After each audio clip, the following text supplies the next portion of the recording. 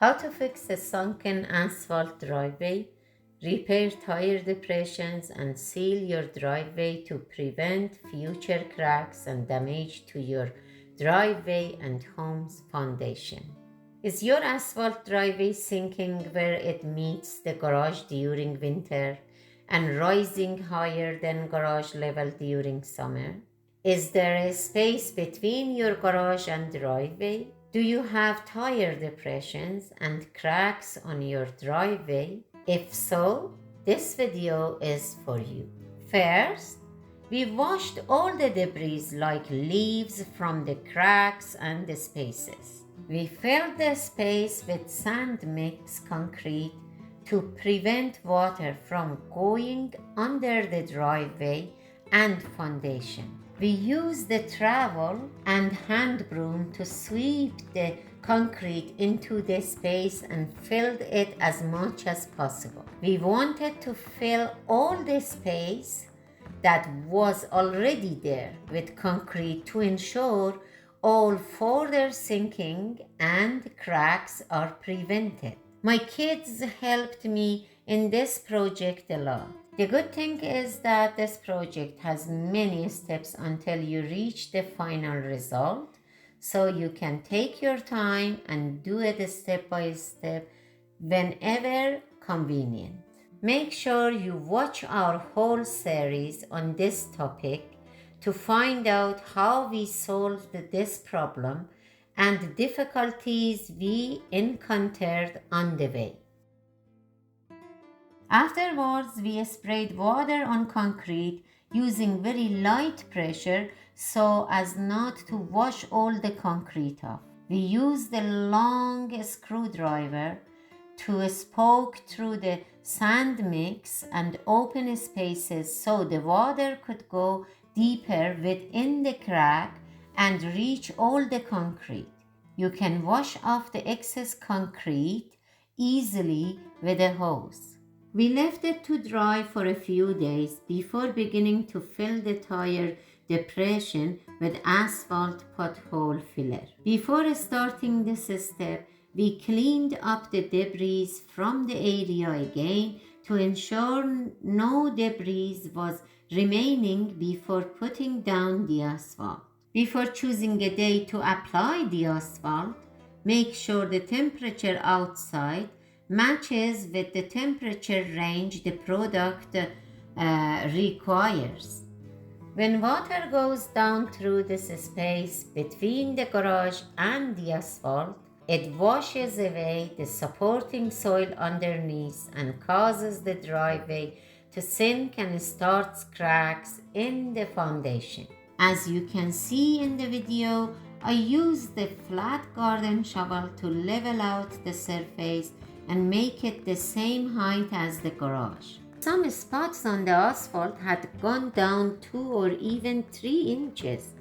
This sinkage occurred with 10 years of use. If I knew how to fix this in the first year, we certainly wouldn't have tire depressions. Luckily, we cut it before foundation cracks. My goal was to make sure all the cracks are filled and the driveway is level with the garage. I wanted to ensure that no water could go down under the driveway and foundations anymore. This is my first time doing an asphalt job and it went surprisingly well. In this corner, the driveway had gone more than 3 inches lower, which I assume was because of the water flow from the gutter.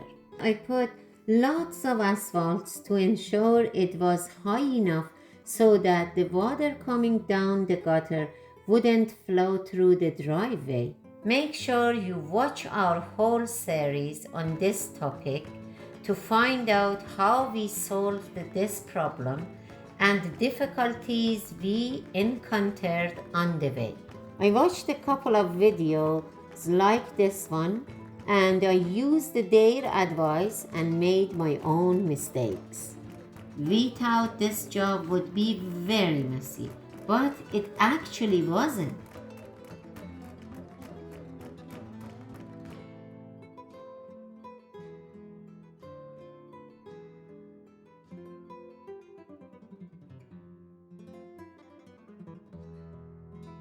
To pat it down, I let the kids play on the plastic bags. I used the hammer for the edges and an asphalt tamper afterward to tamper it.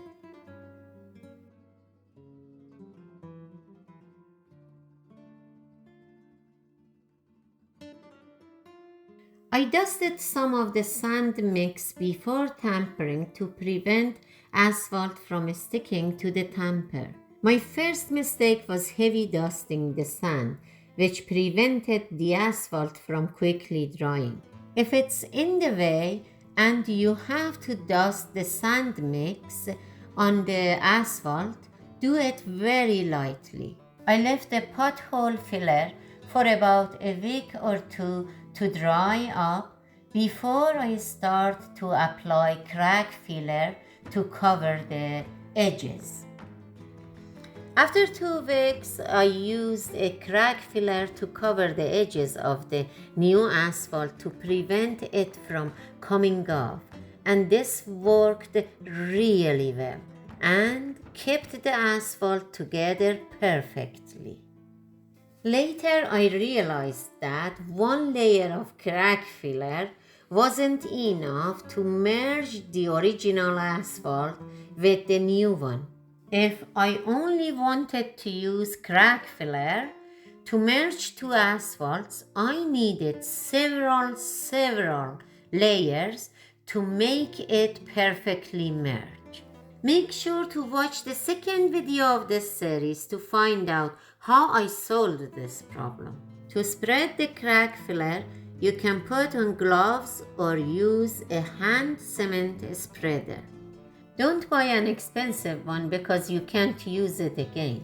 We left it for another month or so before applying sealer because we wanted to make sure the asphalt was completely dry. Watch part 2 and 3 of this series to find out which products we used and how I made the concrete paste and the difficulties that we faced.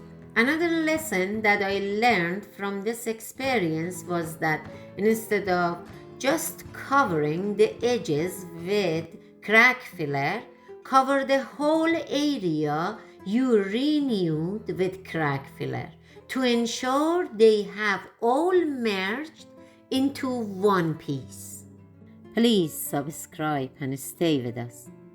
Thank you for watching and have yourself a wonderful day.